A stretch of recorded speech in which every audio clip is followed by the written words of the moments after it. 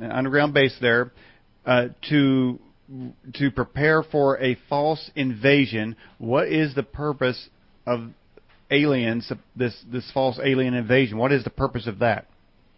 To bring about the tribulation and to organize the world to where people will do what they're told because there's a threat, just like the phony, like the World Trade Center. Now we have a threat.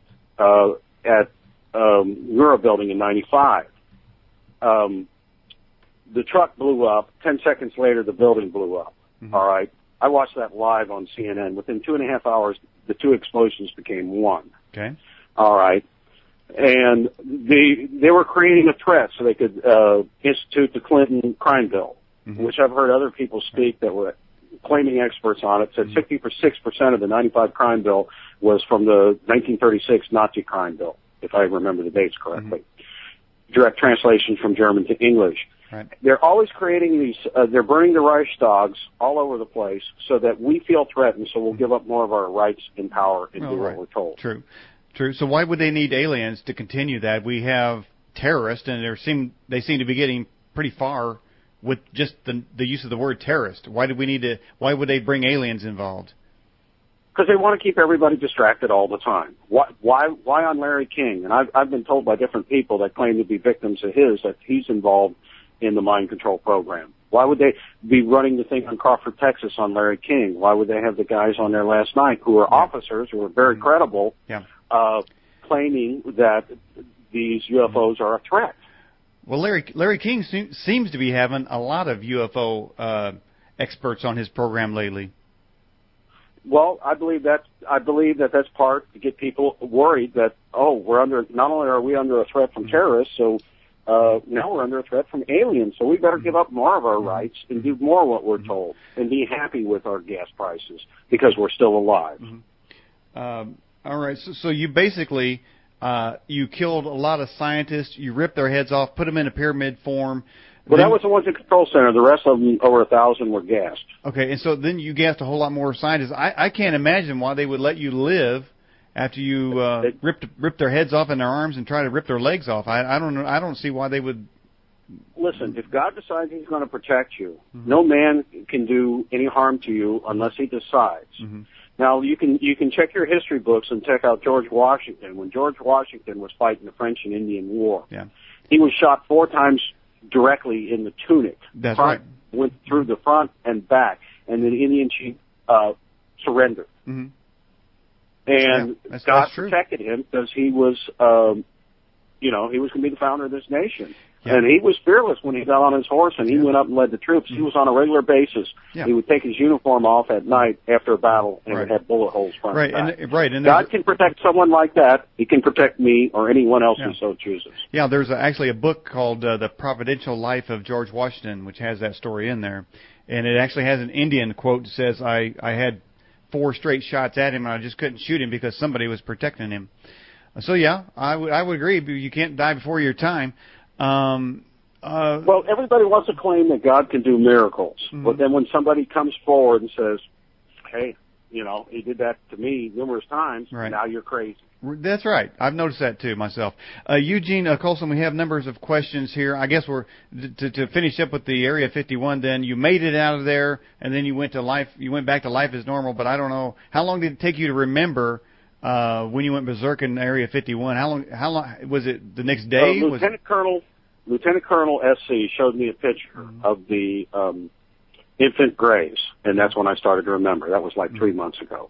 Really? And I was basically having a nervous breakdown for a week because it was so horrendous what I saw there. Yeah. The abuse. All these Illuminati and Jesuit guys can go there and have sex with young girls that they consider subhuman as clones and do whatever they want with them, and knowing that they're going to die at the age of 15, and that's okay with them. Now, I'm not clear. That is the most disgusting thing I have ever seen. And then you said they grind up the girls and feed them to the aliens? Yeah, they make a mixture called gruel. Mm-hmm. So the older aliens, they just grind it up, freeze it, whatever, and when they want to eat, because I think they have to eat human flesh because they're deficient, and they have to keep constantly building it up. Mm-hmm. And they can put these things in a hyperstasis state as well. Mm-hmm. And then is it the Greys also eating the feces of the girls? No, they use that for fertilizer. Actually, the feces of the Greys and the other aliens they use to make biological weapons with. That's got a really nasty smell to it, I imagine. Hey, I don't know if I smelled it. Well, when you open Chucky's Playpen from Hell, it did really reek.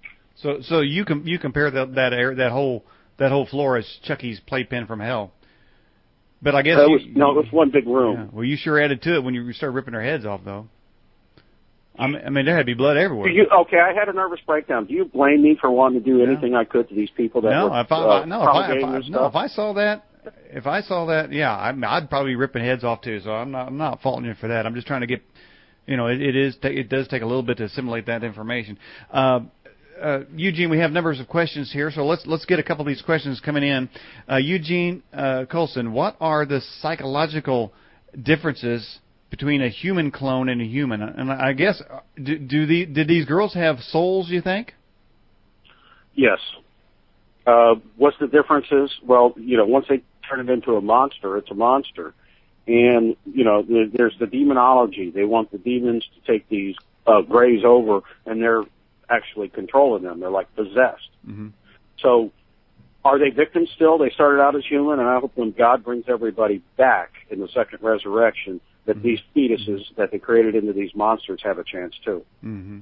Okay. Well, they really didn't turn the girls into monsters, did they? Didn't you say they took their fetuses and turned them into monsters? Or do you say they did the monarch mind control program to the girls as well, so they could program them to be sex slaves, just like all the ones they use in the Eyes Wide Shut sex parties. Okay. All right. In this question here, Ugene, do you know any mind control music or movies that are currently out there? Yes. We're Always Watching You. I'll Be Always that rock song. The Wizard of Oz. Alice in Wonderland. They do scenarios off of that. I believe, what's that song where we all come down to the water? One done by the Grateful Dead. See, the music industry is heavily involved in the devil worship. So is Hollywood. Are you talking about that song, Take Me to the River? Drop Me in the Water? We all came down from Montford. The sky was burning or something like that. Ew, okay. Okay, I think I was talking... 74. Well, that was Talking Heads, but you know what? That would make perfect sense when you're ripping heads off, so maybe the Talking Heads has something to do with it, too. I don't know. I have read years ago that Rolling Stones, Grateful Dead, CCR, Steppenwolf, they're all involved in this stuff. But man, you talk the Wizard of Oz. I mean, I kind of like that show. Yeah. It's a great show, but it's got a Disney shows, very satanic overtones. Okay. And they use movies like that to reboot for the maintenance program. So when you're watching these movies or listening to these songs, your computer program, and they can program the computer like a mind. And when I do remember things, it's like I'm there again. Okay. And to reboot. They're constantly wanting to reboot. That's the maintenance program. Okay. So have you been rebooted? Numerous times, but they started losing control of me in 2000. Yeah. And when they get inside my head, they cannot get me to do things that I would not do. So, all right, good deal. You're fighting back. All right, we have this question here.